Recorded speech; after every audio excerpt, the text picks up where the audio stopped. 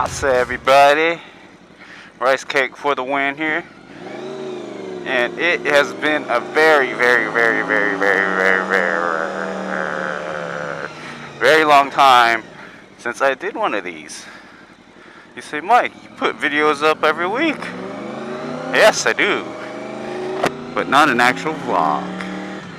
So, hello, thank you everybody for watching my videos, or at least clicking on them. You don't actually have to watch them, but thanks for clicking on them and watching them if you really like them. So, since it has been a while I made one of these, I actually wanted to talk about what's going on with my life right now. What's going on? You know, I'm going back to school. I have been going back to school. The semester just started this past month, but I think like most people don't really care. So with that said, only a few people actually know this story. I'm gonna talk about how I started riding a motorcycle. The first steps, people I talked to, and of course family, what they thought of it. So here we go. I started riding a motorcycle pretty much back in, I believe, April of 2010. A friend stored his bike at my house. I had no intention of riding motorcycles. I love cars, but it came to the point where gas was getting kind of pricey, where it's at right now, pretty much like $4.30. My car gets about 25 miles to the gallon.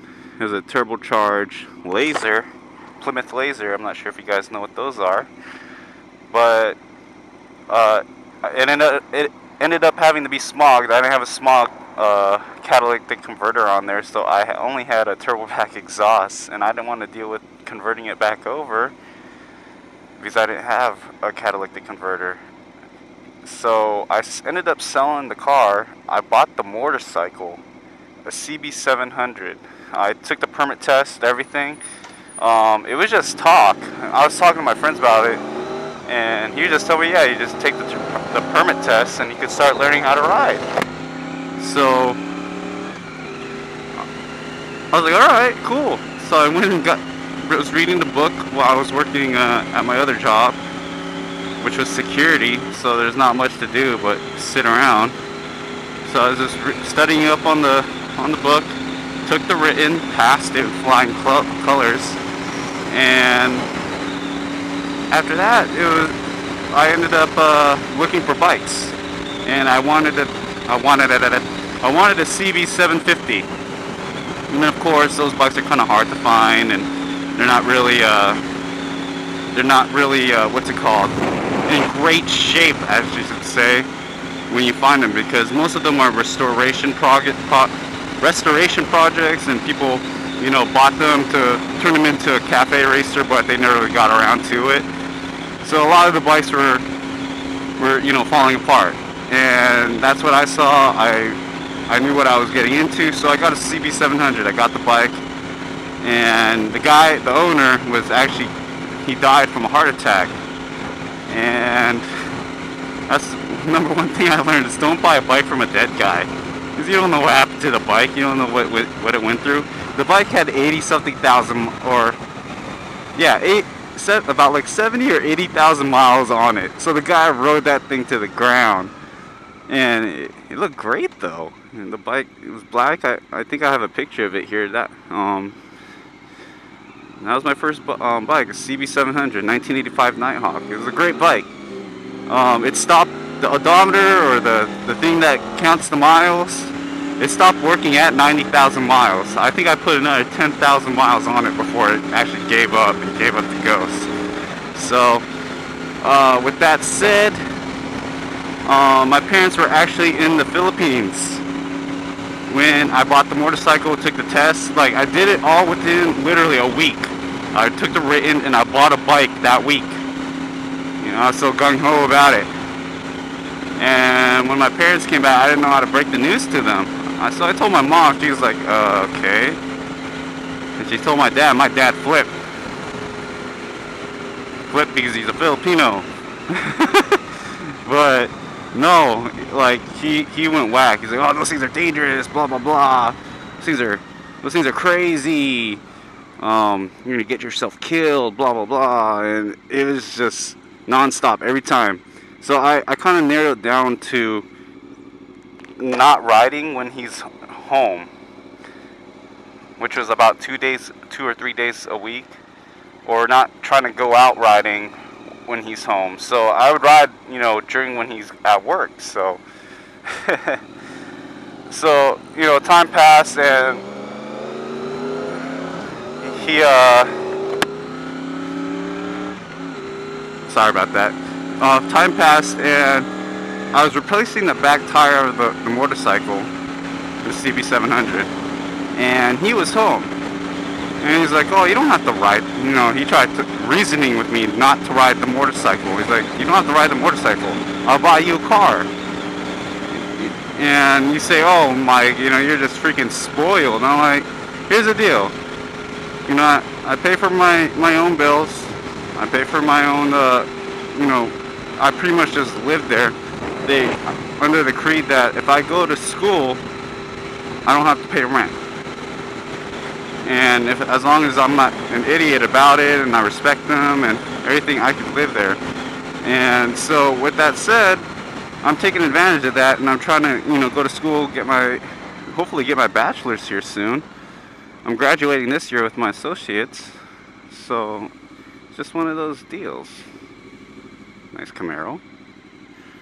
So anyways, he was reasoning with me. He's like, dude, I'll let you drive my car. I'll let you drive my car so you don't have to ride the motorcycle. Just sell the motorcycle. And I'm like, no, Dad, I can't do that. You don't have to give up your car so that I don't have to ride the motorcycle. I like riding my bike. And something along the line, I think he felt that I disrespected him. And he ended up flipping. I mean, he just popped the lid and went all crazy. How come you're disrespecting me? This and that. And I'm not trying to downgrade my dad, but I love him to death, So he felt that I disrespected him, and that was probably my fault. And you say, oh, whatever, Mike. And I'm like, yeah, well, if someone feels disrespected because you said something and you didn't realize it, then yeah, it's your fault. But anyways, a few exchanged words. I just told him, or he told me to get out of the house. So pretty much I was kicked out of the house for that time. I went to grab the keys to the truck. He's like, no, that's not your truck. Go get a U-Haul or something. And I was depressed that a motorcycle kicked me out of my house. I love my parents to death. I know my mom didn't. My mom, she thought it was dangerous, but she didn't mind me having a motorcycle. But it was my dad. So my dad made the shot call and said, "You're kicked out." Boom.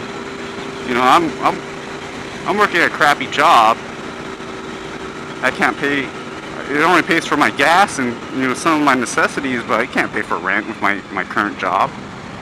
So out here in California, you guys are like, yeah, rent. Well, out here, and rent is $1,200. What are you doing? Sorry. Yeah, rent's like $1,200 for a one bedroom. Oh yeah, whatever. Yeah, check out the listings. It's $1,200 here in LA for about a bedroom, or maybe a studio apartment. So, with that said, you can't make fun of me. It's really expensive living out here in California, especially in the metropolitan areas. So, with that said, my now brother-in-law took me in. He's like, hey, you can stay at my place. And so I kicked it with him for a little bit. And as time went by, I talked to people that are like, yeah, your dad doesn't understand. And as I kind of stepped back and looked at it, it was kind of my fault that I provoked them to kick me out. So time went by and we made amends. You know, I approached him, and actually, no, I didn't even approach him. I called him. I'm like, hey, Dad, you know, I love you. I'm sorry for disrespecting you. Maybe we could talk about it. You know, I like riding my motorcycle, and I know you think it's dangerous, but maybe we could talk about it. That's all I said. Literally, it was less than a minute, and I hung up. And it was actually at church where I saw him, because he went missing for a couple days. Because I was grabbing stuff from my house. When I would think he would be at work, I was grabbing stuff from my house, thinking, you know, and then I would be taking the truck, and I was putting my stuff in storage.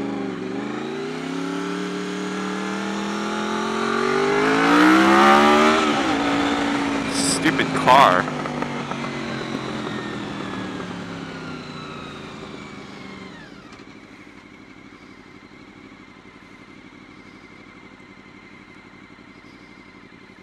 Yeah, I'm recording you. Tried to edge me out on that turning lane. Anyways, I think I'm gonna split this video in half. But anyways, I saw him at church and gave him a big old hug. And all he said was just come home. That's all he said. So I don't want you know, you don't have to run around in the streets and sleep over at people's places. You could just come home. So, you know, that wanted to make me cry. And, you know, I know people don't have the greatest relationships with their parents. I have a great relationship with my parents. That's why it hurts so much. So, that night I actually went to my brother-in-law's place, and that night it rained hard, so I wasn't able to come home. And other than that,